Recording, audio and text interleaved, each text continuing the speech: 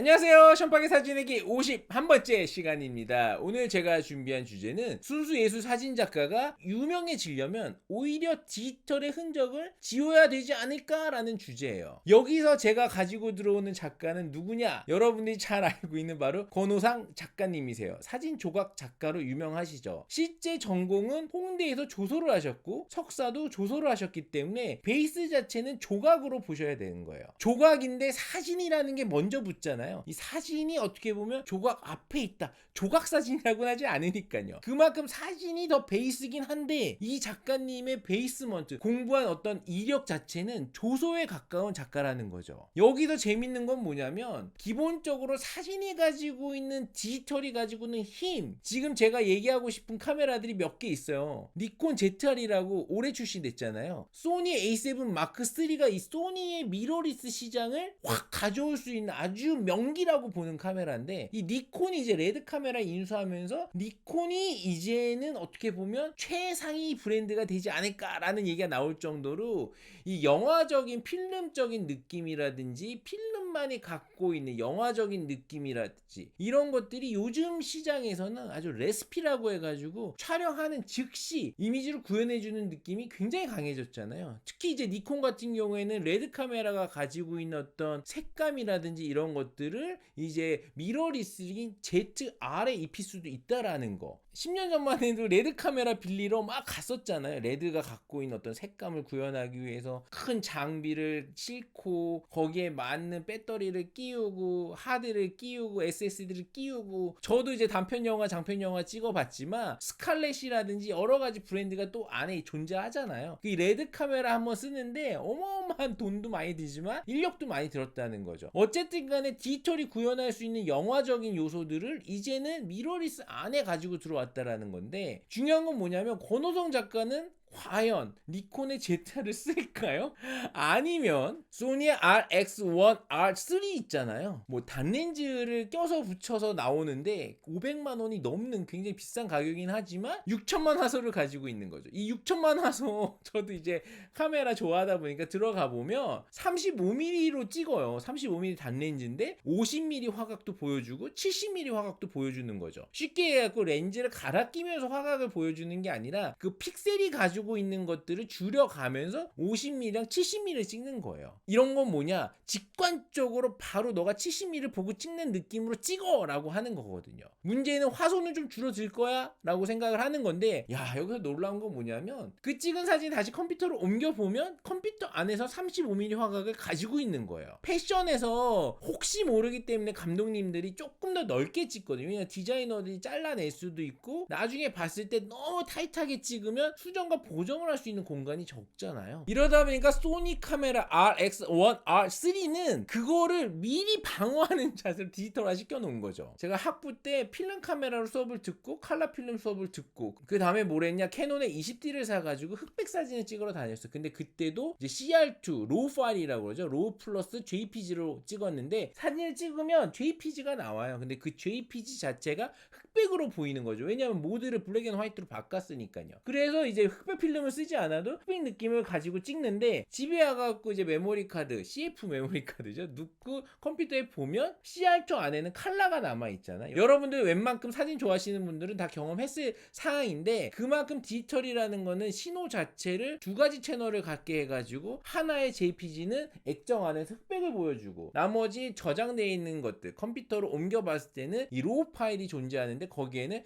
컬러가 존재하는 거죠. 혹시라도 내가 흑백으로만 찍으면 컬러로 보정이 안 되잖아요. 이러다 보니까 필름 자체는 흑백을 쓰냐 컬러를 쓰냐 하나를 무조건 선택해야 되는데, 이 디지털이라는 거는 흑백을 선택해 놓고도 나중에는 컬러를 뽑았을 수 있다라는 거죠. 지금 소니의 RX1, R3 같은 경우도 아마 그런 요소로 이제 작동한 게 아닌가. 찍을 때는 70mm를 보고 찍어. 근데 6천만 화소는 포기하지만 너가 35mm를 봤을 때는 6천만 화소 볼 수 있잖아 라는 얘기거든. 하셀블라드 H2 100C 같은 경우는 이런 1억만 와서 1억만 와서 저도 너무 갖고 싶죠. 찍어보고 싶어요. 근데 제가 공부를 하고 이 유튜브를 준비하는 과정 속에 다른 유튜버님들은 카메라와 기능에 대해서 굉장히 상세하게 잘 다뤄주시잖아요. 그럼 제가 다뤄야 될 건 뭘까? 저는 작가다 보니까 이 채널에서 제가 할 수 있는 거는 상품에 대한 디테일을 간단하게는 지금처럼 알려드리겠지만, 오히려 작가로 가는 길에 과연 이 정도의 스펙이 정말 중요할까? 그렇다면 사진과를 나왔거나 사진을 전공하거나 카메라의 광학적인 기능이라든지 이런 것들에 대한 마스터들이 이 미술관에 전시를 한다거나 세계적인 작가가 더 돼 있어야 되는데, 실제 그런가? 사실 원성원 작가님도 순수하게 사진을 전공하신 분은 아니거든요. 사진을 재료로 삼아서 어떻게 보면 형태적으로 거대 조형물을 만든다든지 아니면 콜라주 형식의 거대 평면 작업을 하는 건데, 이거 자체가 사진이 하나의 인그레디언트라고 하죠. 재료로서의 역할을 하는 거예요. 이 재료로서 역할을 하는데 과연 화소나 디테일이 정말 많이 중요할까? 물론 화소나 디테일이 더 있으면야 작품에 대한 세밀한 내용적인 부분을 좀 더 디테일하게 보여줄 수는 있겠지만, 그 사람이 생각하고 있는 창의적인 생각에 사진기 자체가 갖고 있는 기능적인 요소들은 크게 중요하지 않다는 거죠. 오히려 디지털의 흔적을 덜어내는 일들을 더 많이 하는 게 요즘 사진작가, 쉽게 해서 사진으로서 뭔가 형상화적으로 사람들한테 예술을 알리는 사람들, 선두구자들은 오히려 디지털의 흔적을 지우는 게 아닌가라는 게 오늘의 주제예요. 사실 다음번 작가 조사가 정현두 작가님이신데, 이 정현두 작가님이 영국에서 수업을 들으면서 교수님한테 들은 얘기가 있어요. 이 들은 얘기를 제가 하나 읽어드릴게요. 영국의 유학 시절에 수잔 트란마라는 선생님을 뵌 적이 있었는데, 그 선생님이 당신이 아는 만큼 잘못 알고 있는 것이다. As much as you understand is as much as you misunderstand 라고 얘기했대요. 쉽게 얘기해가지고, 제가 조각을 전공을 했기 때문에 제 머릿속에 나오는 아이디어는 조각으로만 풀려고 하는 것은 어떻게 보면 배운 만큼 자기가 어떤 문제를 해결해 나가는데 한 가지 방법으로만 해결해 드는 것이 아닌가 싶다는 얘기인 거죠. 그래서 정현두 작가는 조소가 아닌 다른 형태, 사진이나 영상이나 이런 것들을 통해 가지고 자기한테 국한되어 있는 문제를 풀려고 더 노력을 했다라는 내용이 들어가 있어요. 그만큼 이 권호상 작가님도 그렇고 원성원 작가님도 그렇고 이 세 분 전부 다 사진을 통해 가지고 자기가 갖고 있는 단점, 자기가 갖고 있는 아킬레스건, 내가 아는 만큼 그게 보이니까 그게 어떻게 보면 국한된 생각에 갇혀 있는 거잖아요. 사진기 안에서, 카메라 안에서만 그걸 해결하려고 그러니까 더 좋은 카메라 쓰면 이걸 해결할 수 있지 않을까? 브리게너이트를 찍어봤다가 CR2를 쓰면 되지 않을까? 어떻게 보면 희소성의 논리가 아닌 합리적인 사고로 가는 거죠. 뭔가 내가 모르는 것들에 대해서 조금 더 다른 쪽으로 채널을 바꾸려고 하는 게 아니라 그 채널 안에서만 해결하려고 보니까 내가 아는 만큼 해결을 오히려 더 못하는 상황이 아닌가. 약간 아쉬운 거를 좀 얘기하면요, 사실 구본창 작가님 말고는 지금 대한민국을 대표하는 순수 예술 사진 작가, 사진 예술 쪽에 있는 작가님이 과연 있을까라는 생각이 들어요. 구본창 작가님은 사실 연세가 꽤 많으시잖아요. 그렇기 때문에 시대를 앞서 나가는 작가, 특히 권호상 작가님 같은 경우에는 조각을 전공했음에도 불구하고 사진 분야에서는 모르는 사람이 없다라는 게 사실은 좀 아이러니하기도 하지만, 이 작가님이 선택한 이 사진의 재료에 대한 내용을 들어보시면 정말 좀 얘기가 틀려요. 이 권호상 작가님 인터뷰 내용을 제가 들어봤더니 결과적으로 권호상 작가님이 얘기하는 건 그거예요. 물리적으로 내가 필요한 거에 있어서 사진이 필요했다라는 건데, 남들이 보지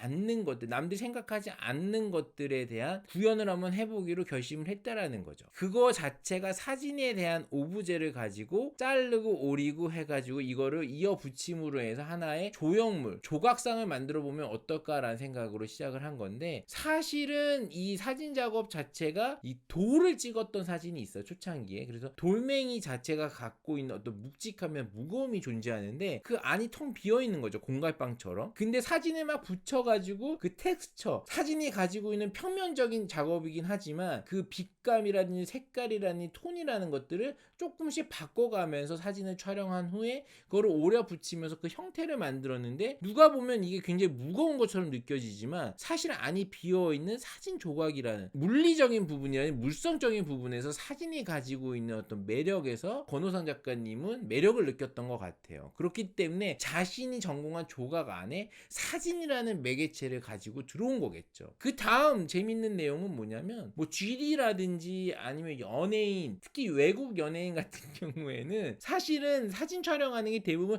정면이잖아요. 그래서 등을 찍기가 어렵대요. 그거 얘기가 맞는 얘기예요. 등 찍은 사진이 거의 없기 때문에 오히려 사진을 구글링 해갖고 파파라치들이 찍은 그 등 쪽에 있는 사진들을 오려가지고 이제 붙여서 이제 작업을 한다라는 얘기를 들었는데, 이런 것들 자체가 사진이 가지고 있는 픽셀하고는 전혀 관계가 없는 거죠. 이런 것들만 봐도 작가가 생각하는 사진은 굉장히 화소가 높고 촬영했을 때 색감이나 아니면 레시피가 있어갖고 촬영 즉시 영화적인 느낌의 레드 컬러를 만들어준다든지, 아니면 후지 필름이 갖고 있는 후지적인 컬러감을 만들어준다든지, 직관성적인 부분은 이 사진이 갖고 있는 자료적인 제공에 있어서 형태에 대한 물리적인 부분을 좀 만들어주는 쪽에 좀 치우쳐 있지 않나라는 생각이 들어요. 이런 부분에서 권호성 작가님이라든지 원성은 작가님은 사진이 결과적으로 내가 원하는 형태를 만들어내는, 어떻게 보면 설치 예술을 할 수 없는 체력적인 불편함 때문에 원성원 작가님은 사진이라는 재료로 콜라주 형태로 이제 사진이 가지고 있는 힘을 가지고 동강사진 수상자가 됐잖아요. 그 다음에 권호선 작가님도 누구도 알 수 있는 사진 조각으로 유명한 작가님이 되어 있고요. 이런 것들을 봤을 때 오히려 평면적인 사진이 가지고 있는 어떤 깊이감, 이런 것들의 픽셀과 화소, 요즘 나오는 카메라의 시장에서 발전되어 있는 여러 브랜드의 카메라가 과연 순수 예술 작가한테는 중요할까? 그 카메라를 쓴다고 내가 더 유명해질까? 마지막으로 이제 제가 얘기하고 싶은 거는 바로 필름 카메라예요.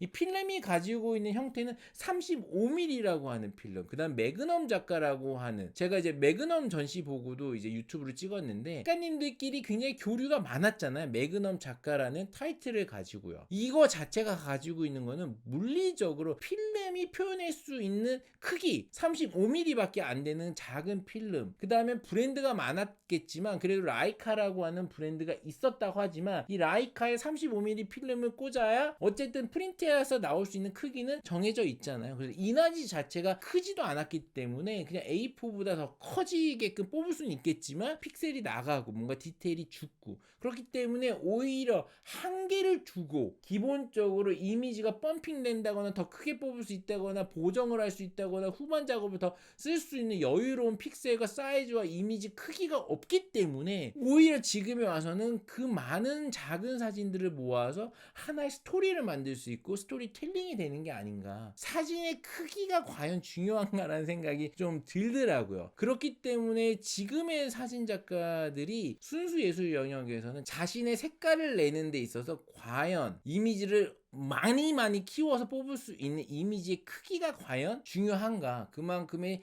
디테일과 포커싱과 아이 트래킹처럼 트래킹 되는 이미지에 대한 어떤 실수가 없는 사진이 과연 중요한 사진이 될 수 있는 건가, 이런 부분에서 저는 약간 의심이 돼요. 사진이라고 하는 것들도 회화나 조각처럼 어느 정도 일정 크기나 일정 부분 안에 한계성을 두고 이제 그룹핑이 돼야 그 사람들 간의 교류가 될 텐데, 이제 상업적인 카메라의 시장이 너무 크게 열려지면서 오히려 이 배우는 시간이 줄어드는 거, 그 다음에 표현에 대한 결과가 빨리 가져올 수 있는 이 디지털의 혁명, 예술이라는 세계는 사실은 자기가 고된 시간과 노력과 흔적이 남아야 되는데 이 이미지 자체를 만드는데, 크기를 만드는 데 있어서 그만큼 노력과 시간이 들어갈 수 있는 그 여지가 없는 거죠. 권호선 작가님이라든지 원성원 작가님이라든지 다음번에는 정현두 작가님은 사진을 재료로 씀으로 해서 자기가 성취하고자 하는 결과물에 대한 것들을 형이사학적으로 뭔가 남들하고는 다른 사이즈라든지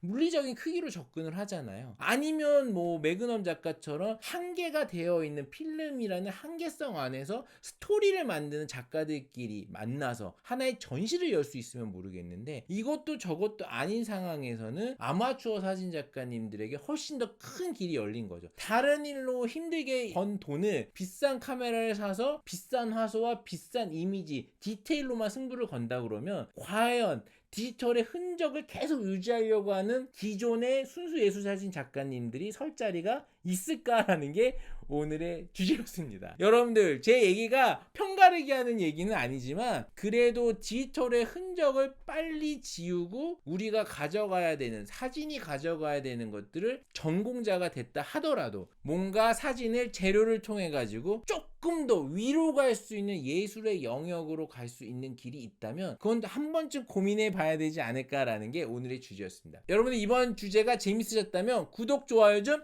부탁드릴게요.